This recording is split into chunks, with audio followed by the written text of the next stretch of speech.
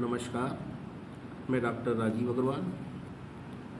आज हम payback period के एक ऐसे प्रश्न को डिस्कस करेंगे जिसमें पेबैक पीरियड निकालने के लिए एनुअल कैश इनफ्लो की पूरी कैलकुलेशन समझनी होगी।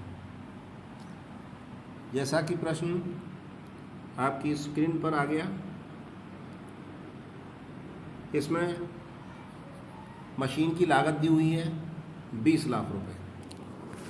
मशीन का कार्यशील जीवन दिया हुआ है 6 वर्ष। मशीन की साल्वेज वैल्यू दी है 32,000 रुपये और सेल्स 10 लाख रुपए प्रति वर्ष। वेरिएबल कॉस्ट 40% ऑफ सेल्स और fixed expenses other than depreciation 60,000 रुपये पर ईयर। यहाँ एक बात ध्यान देने योग्य है, ये जो फिक्स्ड एक्सपेंसेस 60,000 दिए हुए हैं इसमें डेप्रीशिएशन शामिल नहीं है। डेप्रीशिएशन की कैलकुलेशन हमें अलग से करनी होगी। टैक्स की रेट दी है 25%। आपसे क्या पूछ रहे हैं? आपसे पूछ रहे हैं ये कि गोपाल लिमिटेड कोई भी मशीन केवल तभी क्रय करना चाहती है जबकि इसकी लागत अधिकतम 3 वर्ष अवधि में प्राप्त हो जाए। इसका मतलब ये हुआ, इनडायरेक्टली इन्होंने कहा है कि अगर पेबैक पीरियड 3 वर्ष तक है तब तो मशीन को ये एक्सेप्ट करेंगे, और अगर पेबैक पीरियड 3 वर्ष से अधिक है तो ये मशीन को एक्सेप्ट नहीं करेंगे। माने हमें पेबैक पीरियड कैलकुलेट करना है।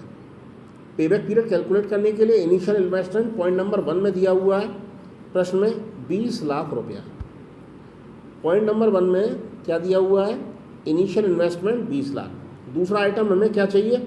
Annual cash inflow.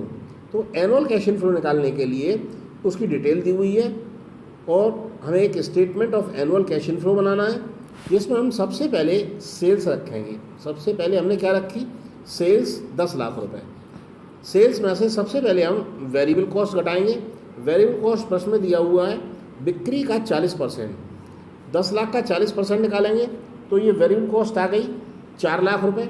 4 लाख रुपये माइनस कर दी, 6 लाख रुपये बच गया कंट्रीब्यूशन। सेल्स में से वेरिएबल कॉस्ट घटाने पर क्या बचता है?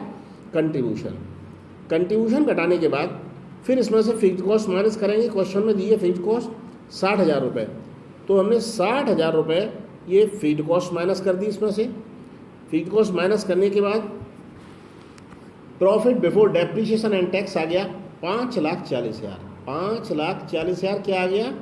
Profit before depreciation and tax. अब इसमें से हमें सबसे पहले डेप्रीशिएशन माइनस करना है। तो डेप्रीशिएशन निकालने के लिए हमें मशीन की लागत मालूम है 20 लाख रुपए, साल्वेज वैल्यू मालूम है 32,000 रुपये और लाइफ मालूम है 6 वर्ष। डेप्रीशिएशन का फॉर्मूला होता है initial investment minus salvage value upon life. ये फॉर्मूला लगा दिया हमने और डेप्रीशिएशन हमारा आ गया 3,28,000 रुपया।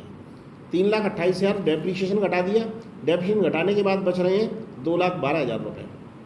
इसे हम कहेंगे earning after depreciation before tax, क्योंकि अभी टैक्स नहीं लगा है तो ये earning after depreciation before tax. इसके बाद हम टैक्स की कैलकुलेशन करेंगे। टैक्स क्वेश्चन में दिया है 25%। हमारे पास अमाउंट कितना है? 2,12,000। 2,12,000 का 25% निकालेंगे तो ये टैक्स आ गया और टैक्स आ गया आपका 53,000 रुपये।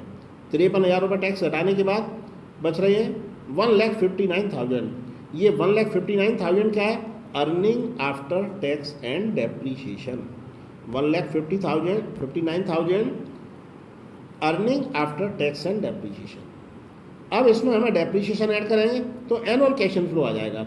ऊपर देखिए आपने डेप्रीशिएशन कितना माइनस किया है। डेप्रीशिएशन माइनस किया 3,28,000 रुपये। यही 3,28,000 रुपये का डेप्रीशिएशन जो आपने ऊपर माइनस किया है वो आपको यहाँ क्या करना है?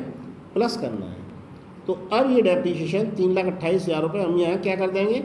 प्लस कर देंगे और प्लस करने के बाद ये आएगा 4,87,000 रुपया। 4,87,000 रुपये क्या आ गया? Annual cash inflow. ये एनुअल कैश फ्लो प्रतिवर्ष समान है। इनिशियल इन्वेस्टमेंट 20 लाख मालूम है। पेबैक पीरियड के लिए फॉर्मूला लगेगा पेबैक पीरियड बराबर initial investment upon annual cash inflow. Initial investment 20 lakh ऊपर रखेंगे, बटे में एनुअल कैश इनफ्लो 4,87,000 रखेंगे। ये कैलकुलेट करके आ गया 4.11 ईयर। Payback period 4.11 year. लेकिन प्रश्न में क्या कहा है? प्रश्न में कहा एकदम 3 वर्ष में लागत वसूल होगी तो हमें मशीन लगानी है, लेकिन इस मशीन की लागत कितने वर्षों में वसूल होगी? 4.11 वर्ष में। इसका मतलब मशीन का पेबैक पीरियड 3 वर्ष से अधिक है। जब मशीन का पेबैक पीरियड 3 वर्ष से अधिक है तो इसका मतलब हमें मशीन को एक्सेप्ट नहीं करना है। तो इस प्रपोजल को हम क्या करेंगे? एक्सेप्ट नहीं करना